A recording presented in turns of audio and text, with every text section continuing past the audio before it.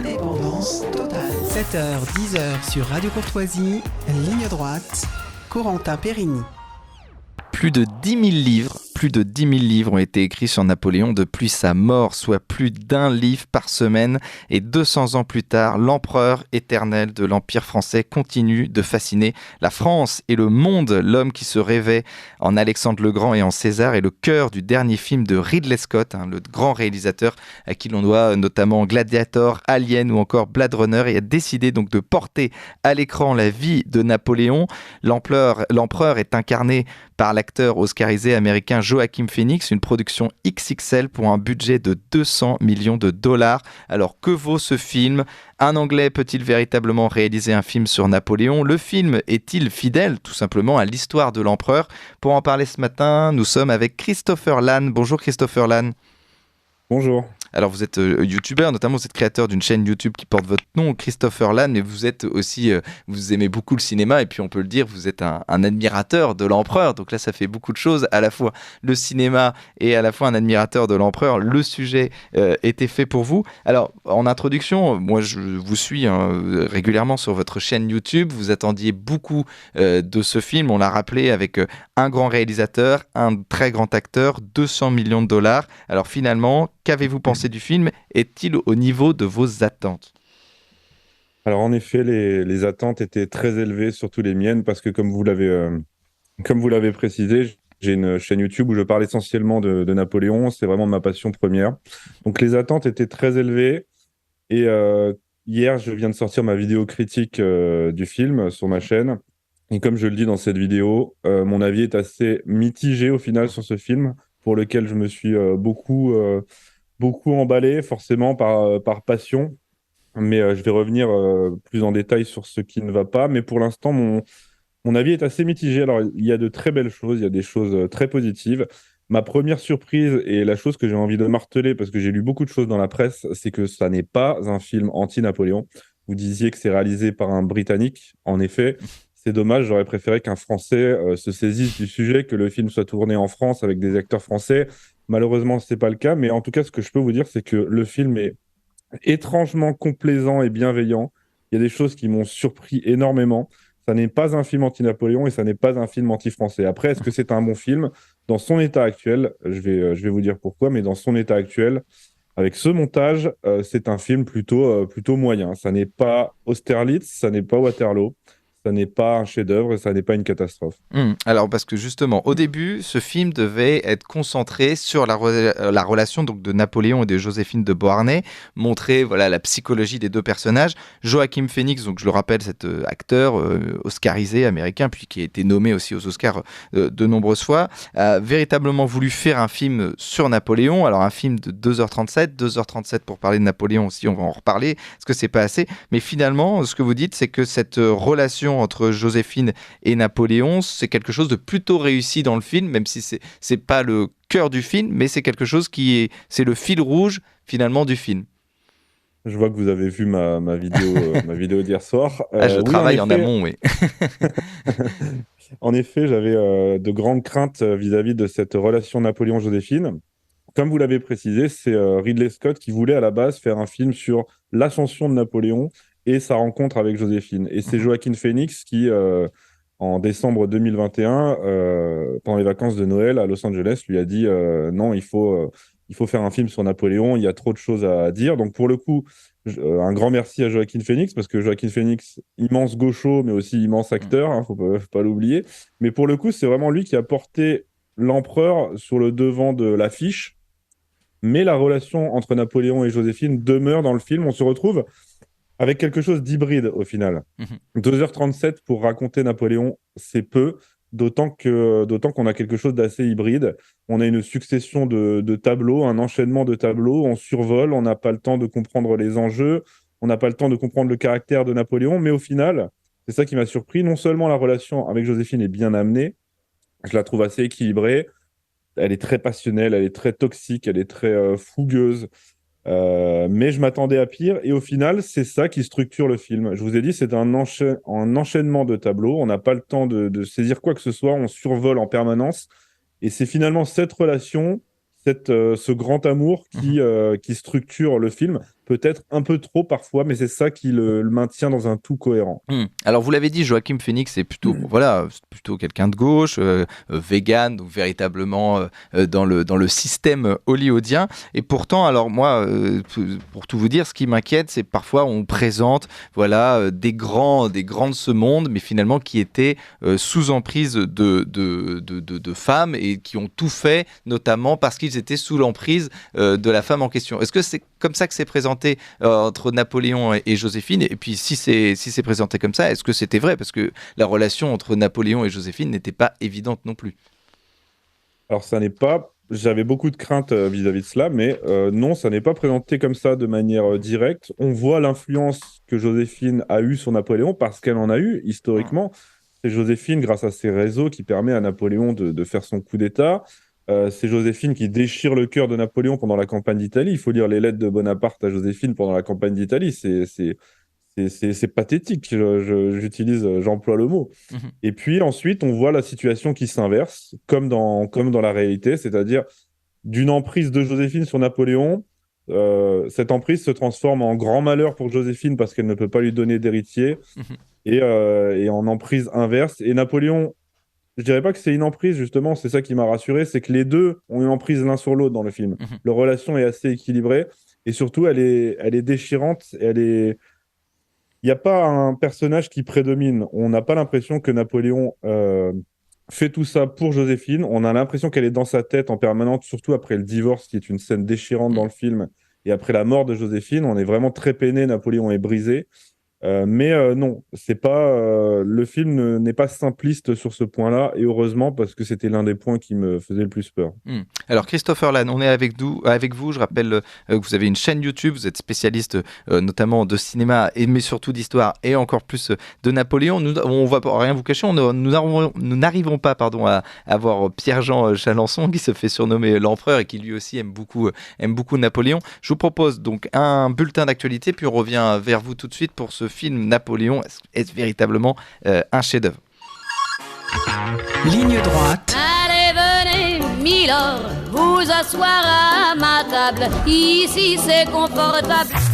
La table ronde. Alors Christopher Lann, on rappelle beaucoup d'attentes sur ce film. Finalement, votre avis est plutôt mitigé. Ce n'est pas un mauvais film, mais ce n'est pas non plus un chef-d'œuvre de Ridley Scott comme il sait faire, notamment avec Gladiator, avec Alien, avec Blade Runner. On a parlé de cette relation entre Napoléon et Joséphine de Beauharnais qui n'est pas présentée d'une manière gauchisante, on va le dire. Mais il y a aussi une critique que l'on peut faire, ou en tout cas une crainte que l'on pouvait avoir, c'est notamment que ce film soit traité par un Anglais et notamment voir en Napoléon le côté self-made man, alors il ne faut pas dire ça comme ça sur notre radio, l'homme qui se fait tout seul en bon français, même si c'est quand même le cas. Napoléon part de pas grand-chose pour devenir empereur de l'Europe. Alors est-ce que c'est cette vision qu'on montre de Napoléon, et si oui, est-ce que finalement, si c'est bien fait et si ça sert la véracité historique? Alors non, il n'y a pas vraiment de vision qui se dégage. Je l'ai dit, 2h37 pour raconter Napoléon, c'est peu. Napoléon avait un caractère aux multiples... Enfin, c'est vraiment pour sonder le caractère et retranscrire le caractère de Napoléon à l'écran. Surtout en 2h30, c'est compliqué. Je craignais aussi un peu ce côté self-made man parce que c'est une vision très anglo-saxonne.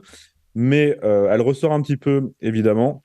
Mais quand bien même elle serait ressortie de manière trop excentrique, vu l'état de l'image de la France et des Français dans le cinéma hollywoodien, dans le cinéma anglo-saxon, où on est montré comme des lâches, comme des faibles depuis des décennies, même cette image-là, si elle avait été prédominante, m'aurait satisfait parce qu'on aurait eu enfin justement un Français montré sous un jour positif aux yeux des anglo-saxons, avec leur prisme. Là, il s'avère que c'est pas le cas. Je m'attendais à mieux de la part de Joaquin Phoenix parce qu'il a une palette d'acteurs immense.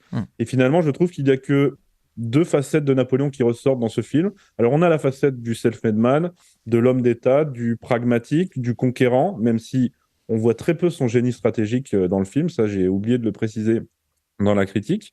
Et la deuxième facette de Napoléon, ça m'a surpris et ça a surpris Joaquin Phoenix lui-même, c'est qu'on a un Napoléon touchant et drôle. Napoléon est très drôle dans ce film ça nous le rend très sympathique. Donc il ne dégage pas du tout d'antipathie. Il n'est pas présenté comme un tyran sanguinaire, il n'est pas présenté comme un homme uniquement froid et ambitieux. Sur ce plan-là, j'ai été rassuré.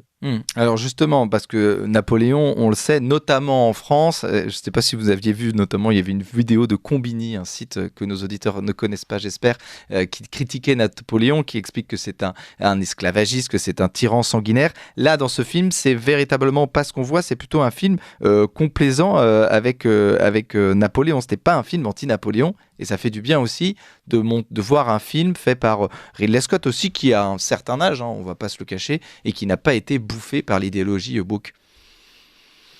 Alors, je n'ai jamais entendu parler de Combini, je ne sais pas de quoi vous parlez.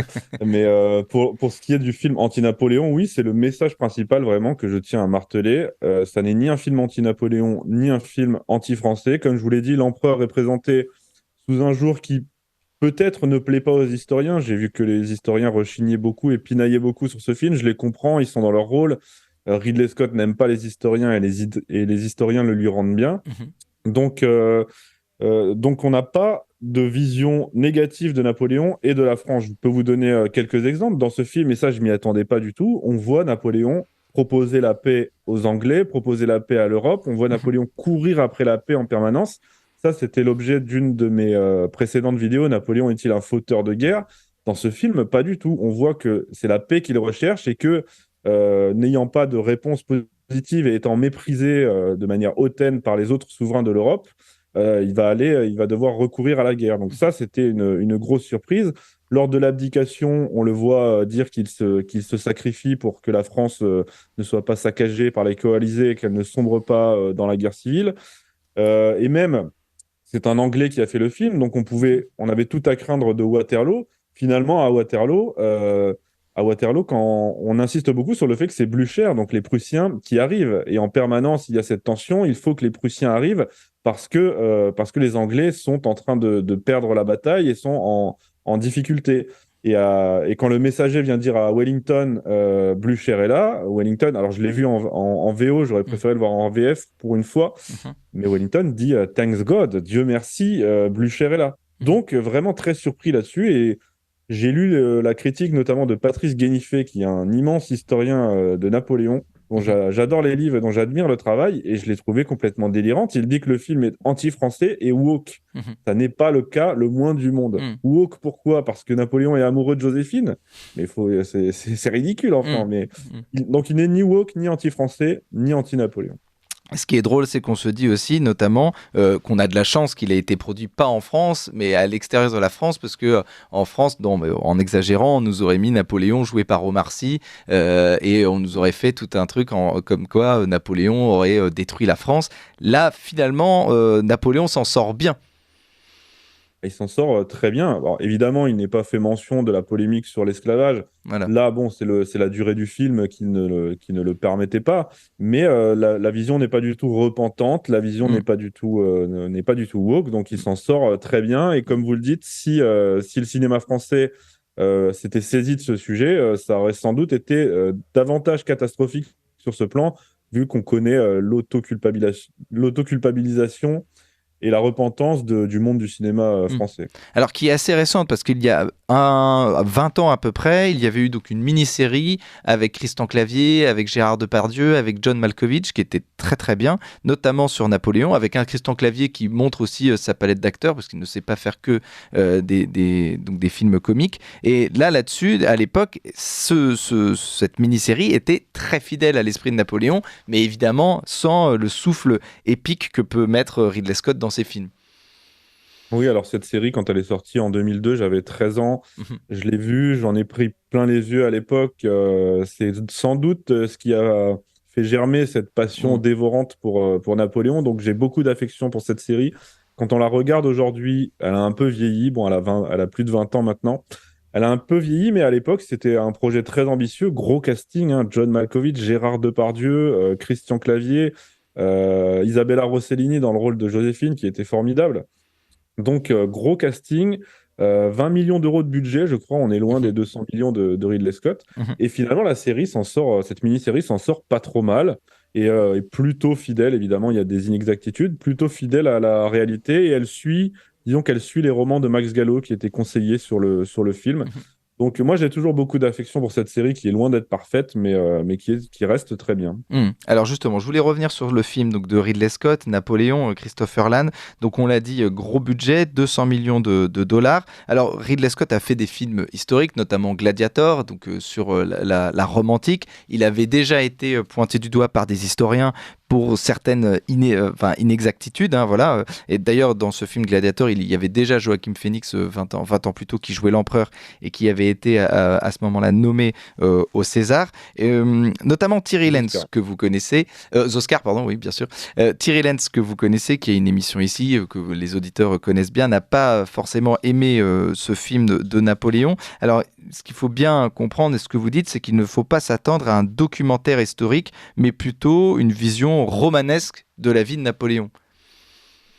Oui, c'est ça, c'est les mêmes polémiques qu'à l'époque de Gladiator. C'est pour ça que Ridley Scott et les historiens se tapent dessus en permanence. Et Ridley Scott est très condescendant aussi. Donc, bon, il a dit, il a donné une interview où il a dit quand un historien me parle, je lui demande est-ce que tu étais là, mon pote? Non, alors ferme-la. Bon, il est un peu, sur ce plan, il est très condescendant et un peu borné. Mais c'était les mêmes polémiques à l'époque de Gladiator. Et donc, je m'attendais à ça de la part du film Napoléon. Je m'attendais à un Gladiator version Napoléon. Donc, j'étais prêt à pardonner et à passer outre toutes les inexactitudes historiques et tous les raccourcis qui sont dans le film, mais qui ne sont pas catastrophiques. J'étais prêt à pardonner tout ça si le souffle épique d'un Gladiator pouvait venir compenser les choses. Il s'avère que dans son état actuel, on va peut-être en parler tout à l'heure avec ce montage-là et cette durée-là, ce film ne dégage pas spécialement de souffle épique qui viennent rattraper tout ça. Pour autant, il suit la trame historique de Napoléon. Il se permet quelques libertés. Le tir au canon sur les pyramides, c'est une des choses qui me faisait le plus peur. Finalement, dans le film, la scène est assez sympa avec un mamelouk qui, sous le bruit du fracas, tombe de son cheval. La scène est assez amusante. Il y a d'autres raccourcis qui sont pris pour mieux intégrer l'histoire avec Joséphine, mais c'est, pour moi, Thierry Lenz, c'est dans son rôle et sa critique que j'ai lue était assez équilibrée. Pour moi, c'est pas une catastrophe et il ne fallait pas s'attendre à un documentaire, encore une fois. Alors justement, toutes ces petites erreurs de ce film. Donc vous avez parlé des canons tirés tout proche des pyramides lors de la campagne d'Égypte. Il y a aussi l'épisode de l'étang gelé lors de la bataille d'Austerlitz, qui est un épisode qui s'est véritablement déroulé. Mais bon, évidemment, on en a amplifié, rendu quelque chose de plus cinématographique. Bonaparte qui assiste à l'exécution de Marie-Antoinette, ou encore Napoléon qui charge à cheval. Tout ça, c'est faux, mais alors justement, est-ce que ça sert la véracité historique, c'est-à-dire montrer un Napoléon conquérant ou un Napoléon qui souhaite véritablement s'inscrire dans la lignée des empereurs, notamment en allant en Égypte, ou alors justement c'est une vision fantasmée de Napoléon? Encore une fois, c'est un film, c'est une œuvre de fiction. Il ne faut pas s'attendre à un documentaire. Napoléon qui charge à cheval, c'est arrivé. C'est arrivé pendant la campagne d'Italie. Donc bon, c'était encore Bonaparte, il était général. C'est arrivé à Arcis-sur-Aube aussi quand il avait plus rien à perdre. Mais là, dans le film, Napoléon charge à la Moscova et Napoléon charge à Waterloo. Ça fait doucement rigoler de Napoléon qui avait en plus des hémorroïdes et qui n'était pas au meilleur de sa forme à Waterloo. Mais là, ça s'inscrit bien dans le film. On voit qu'il n'a plus rien à perdre. Il lève son sabre et il charge avec ses hommes. C'est ridicule et totalement fantaisiste d'un point de vue historique, mais je pense qu'il ne faut pas juger le cinéma. J'ai pu le faire par le passé moi-même. Je pense qu'il ne faut pas juger le cinéma de manière si scientifique, si scientifiquement historique, parce que sinon on aurait que des films chiants pour des spécialistes et des initiés qui se tapent dans le dos entre eux. Moi, je suis prêt à pardonner toutes ces libertés. Si le rendez-vous est à la hauteur, il s'avère que là, il ne l'est pas totalement.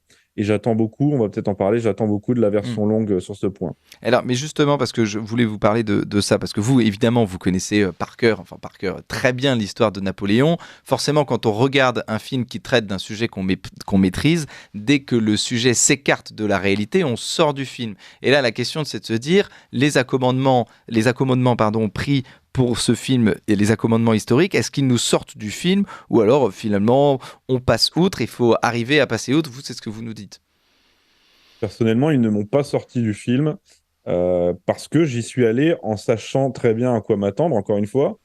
Ils ne m'ont pas sorti du film quand je vois Napoléon à l'île d'Elbe qui veut revenir de l'île d'Elbe pour retrouver Joséphine, je comprends, mon cerveau comprend que l'histoire tourne autour de Joséphine.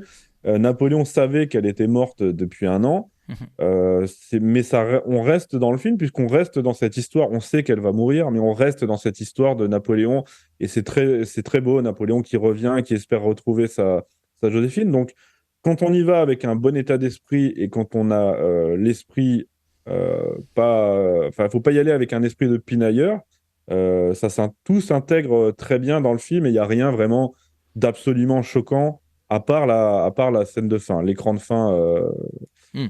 l'écran de Alors, fin qui pose problème. ne nous divulgachez pas. Non. Moi, je vais le voir ce soir pour tout vous dire. Donc, donc voilà, Vous avez vu j'attends. ma vidéo, j'en parle. Voilà, bah justement, j'ai loupé ce moment-là pour d'accord. ne pas, Vous avez pour ne pas être divulgaché, comme on doit dire sur cette antenne. Alors, vous en avez beaucoup parlé aussi de la durée du film. 2h37 pour Napoléon. On rappelle voilà, la mini-série avec Christian Clavier. C'était donc une série de plusieurs épisodes qui donnait le temps véritablement de poser le personnage, de poser ses doutes, ses ambitions. Là, 2h37, finalement, ce que vous dites, c'est qu'on a l'impression d'avoir une succession de scènes de Napoléon. On court après le temps, quoi. Oui, c'est ça, on a une succession de tableaux. Tableau est vraiment le mot parce que parmi les qualités du film, il y a vraiment cette volonté dans beaucoup de scènes de restituer l'authenticité des tableaux. Et on court on passe d'un tableau à l'autre, on survole, on n'a pas le temps de saisir qui est Bonaparte, pourquoi il fait ça. Par exemple, on passe du coup d'État du 18 Brumaire au sacre en un claquement de doigts. On n'a pas le temps de comprendre pourquoi Bonaparte fait un coup d'État. Alors, il y a l'attentat de la rue Saint-Nicaise qui a été tourné, mais qui n'a pas été conservé dans cette version. On n'a pas le temps de comprendre ça. On n'a pas le temps de comprendre pourquoi Bonaparte veut devenir empereur et se sacre empereur. On passe de Austerlitz qui n'a... Alors, les scènes de bataille dans ce film sont absolument délirantes, même si elles sont très belles. La bataille d'Austerlitz, c'est génial dans ce film, mais ça n'est pas la bataille d'Austerlitz du tout. On passe d'Austerlitz au traité de Tilsit avec le Tsar. On ne comprend pas vraiment les enjeux en Europe, les protagonistes. Donc, le film dans sa version actuelle 2h30, ne permet pas de saisir à la fois les enjeux, l'histoire de Napoléon, et surtout sa personnalité. Pourquoi Qu'est-ce qui meut Napoléon Pourquoi il fait ça? Et justement, ce que vous dites aussi, c'est que les personnages de Talleyrand, par exemple, ou même des personnages secondaires, alors il y a Joséphine de Beauharnais qui est très présente, mais finalement, il y a très peu d'interactions avec d'autres personnages qui, justement, pourraient renvoyer la complexité de la personnalité de Napoléon et de ses ambitions. Oui, en fait, il n'y a qu'un seul personnage secondaire dans ce film, et c'est Joséphine. Le film tourne autour du duo Napoléon-Joséphine. On voit Talleyrand souvent dans le film. On voit Barras au début, joué par Tahar Rahim. On le voit vite fait au début. Je ne comprends pas pourquoi il est à ce point mis en avant par la promo, alors qu'on doit le voir 2 minutes dans le film. Il y a Barras au début, il y a Talleyrand. Et ensuite, il y a 2-3 maréchaux abstraits qu'on devine derrière des persiennes. Il y a le maréchal Ney à la fin. D'ailleurs, il est ridiculement, il est ridicule avec une moustache. On dit vraiment, il n'a rien à voir avec le maréchal Ney.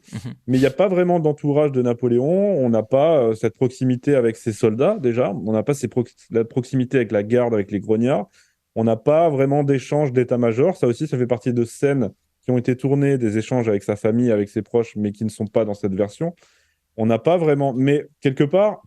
Alors, c'est un défaut pour le film, mais si un réalisateur plus artistique avait voulu faire un Napoléon de la sorte, je l'aurais compris parce que le pouvoir vous isole. Napoléon était au final terriblement seul. Donc, ça aurait pu se comprendre. Mais là, dans le film, c'est vraiment ça résonne comme un manque terrible. Alors justement, là-dessus, ce film 2h37, vous en avez beaucoup parlé du director's cut. Alors, il ne faut pas le dire comme ça, il faut dire les coupes du directeur, donc du réalisateur, notamment Ridley Scott, qui est connu. Notamment, il y a la director's cut de Blade Runner, qui a aussi beaucoup fait parler à l'époque. Donc, ce que vous dites, c'est qu'il y a une version longue qui serait peut-être potentiellement plus, en tout cas à vos yeux, plus fidèle au film que vous attendiez de ce Napoléon. Plus fidèle à Napoléon, qui rendrait davantage honneur à cette époque, à ce personnage. En 4h30, c'est vraiment un format qui aujourd'hui à Hollywood n'est quasiment plus permis. Mais le film peut être totalement différent. Moi, les échos que j'avais eus en interne à l'époque, j'avais eu beaucoup d'échos de scènes qui ne sont pas dans le film que j'ai vu il y a une semaine. Donc quand j'ai vu ce film, je me suis dit, il y a un problème, il y a erreur sur la marchandise, c'est pas ce que j'attendais. Et le director's cut, la version longue, je pense qu'elle pourra donner son âme au film. De la même manière, dans un domaine qui n'a rien à voir, mais la version longue du Seigneur des Anneaux apporte beaucoup. La version longue de Kingdom of Heaven, pour rester dans la dans la, Les films de Ridley Scott, oui. dans les films de Ridley Scott, merci, Filmographie, oui. apporte. Enfin, c'est un film totalement différent. Et dans un domaine qui n'a encore plus rien à voir, je crois que c'est Justice League, Oui. le director's cut de Zack Snyder, ça n'est pas le même film, littéralement. Mhm. Donc, moi, j'attends beaucoup. Alors, je vais essayer de ne plus trop m'avancer pour ne pas être déçu et pour ne pas tomber de haut. Mais j'attends beaucoup de cette version longue qui, je pense, peut donner du corps et de l'âme à un film qui en manque cruellement dans sa version actuelle. Donc un film qui manque cruellement d'âme et de souffle épique, vous l'avez dit, qui dure tout de même 2h37. Mais pour vous qui êtes qui admirez l'empereur Napoléon, pour vous, vous trouvez évidemment que ce film a une telle résonance, qu'on parle de Napoléon aujourd'hui dans le monde entier, parce qu'évidemment il y a une exploitation mondiale. Pour vous, c'est quand même plutôt une bonne chose, ce film? C'est ça, même si le film avait été une catastrophe, ce qui n'est pas le cas, encore une fois, je le répète, ça n'est pas un fiasco, ce n'est pas un mauvais film, ça n'est pas une catastrophe. Et quand bien même, pour moi, c'est une opportunité immense. On parle de Napoléon dans le monde entier aujourd'hui, c'est un phénomène médiatique. En bien, j'estime en bien, comme je vous l'ai dit, le film n'est ni anti-français ni anti-Napoléon. Donc on parle de Napoléon en bien, peut-être pas la vision précise que les historiens attendaient, mais Ouais. tant pis. Mais on parle de Napoléon, c'est un phénomène mondial, je pense qu'il faut s'en réjouir. Et on attend maintenant aussi sur une éventuelle série, enfin une éventuelle, c'est au programme, Steven Spielberg, qui, à partir des travaux de Stanley Kubrick, qui n'a malheureusement jamais sorti son Napoléon alors qu'il avait fait énormément de recherches, Steven Spielberg a repris tout ça et va faire une série sur Napoléon. Donc l'aventure continue, le phénomène mondial continue. Réjouissons-nous de ça et participons à la fête plutôt que de pinailler et d'avoir un esprit pour le coup très français. Et Ridley Scott a raison sur ce point quand il dit que les Français ne s'aiment pas eux-mêmes. On en est les premiers témoins au quotidien. Alors et justement, Napoléon qui est montré dans ce film d'une manière comme un modèle aussi de personne qui s'est fait lui-même, qui a été conquérant, qui est donc complètement anti-woke. Ça aussi, ça vous plaît ce côté parce que si Napoléon continue à fasciner 200 ans après, c'est que pour beaucoup d'hommes d'ailleurs, c'est un modèle. Oui, vous l'avez dit, le nombre de livres écrits sur Napoléon 10 000 depuis sa livres, mort ouais. est délirant. Je crois que c'est le personnage historique dont il s'est le plus écrit de livres, sur lequel on a le plus écrit de livres après Jésus-Christ. Donc, Napoléon était déjà un phénomène avant le cinéma, c'était un phénomène littéraire. Et aujourd'hui, avec le 7e art, avec le cinéma, il continue. Il y a aussi un très grand nombre de films, même français, qui sont excellents. Il y a les films de Bondarchuk, Waterloo et Guerre et Paix, donc un russe. Napoléon continue d'être un phénomène, continue de fasciner, parce que c'est pour ça je suis le mieux placé pour vous en parler, parce que ça me touche personnellement. Moi, c'est ça qui m'a électrisé quand je me suis intéressé à l'histoire de France, c'est que j'ai ouvert cette boîte à bijoux qu'est l'histoire de France. Si vous voulez, le joyau, c'était Napoléon. Il y a tellement de choses condensées dans une époque si restreinte. Il y a tellement de choses épiques, il y a tellement de drames, il y a tellement de grandeur, il y a tellement de gloire. C'est la période et le personnage qui fascine le plus, et ça n'est pas qu'un sentiment français. Au contraire, même, je pense que Napoléon est beaucoup plus aimé à l'étranger, même en Angleterre, qu'il ne l'est en France, vu l'état wokiste et repentant des Français aujourd'hui. Et donc Christopher Land, pour conclure, malgré votre déception que vous avez partagée avec nous ce matin, vous conseillez tout de même nos auditeurs d'aller voir ce film de Ridley Scott. Il faut soutenir ce film. C'est pas tant qu'il faut soutenir ce film, quand bien même le fait que le film soit un succès permettra que la version longue sorte. Je crois qu'Apple attend là-dessus pour dire oui ou non pour la sortie de la version longue. Mais c'est parce que le film reste un bon film, et il y a des scènes magnifiques comme Austerlitz. Il y a vraiment des choses à prendre. Il ne faut pas jeter le bébé avec l'eau du bain. Dans sa version actuelle, c'est assez frustrant, décevant, et on en ressort avec un sentiment d'inachevé. Mais il y a des beautés, il y a des grandeurs. Et un film de Ridley Scott sur Napoléon avec un tel budget, il ne faut pas manquer l'occasion. Et je pense que en étant bien informé, si vous y allez en âme et conscience, oui, il faut toujours voir ce film. Ce film vaut toujours le coup. Voilà, merci à vous Christopher Land. Donc ce film Napoléon de Ridley Scott, bon voilà, disponible, qui est très très bien distribué, donc vous pouvez trouver partout en France, chers auditeurs. Merci Christopher Land. Je rappelle que vous avez votre chaîne YouTube d'histoire, mais aussi de cinéma. On invite évidemment nos auditeurs à vous abonner à votre chaîne YouTube, puis de vous abonner aussi à la chaîne YouTube de Ligne Droite. Merci à vous et vive l'empereur, et à très vite j'espère.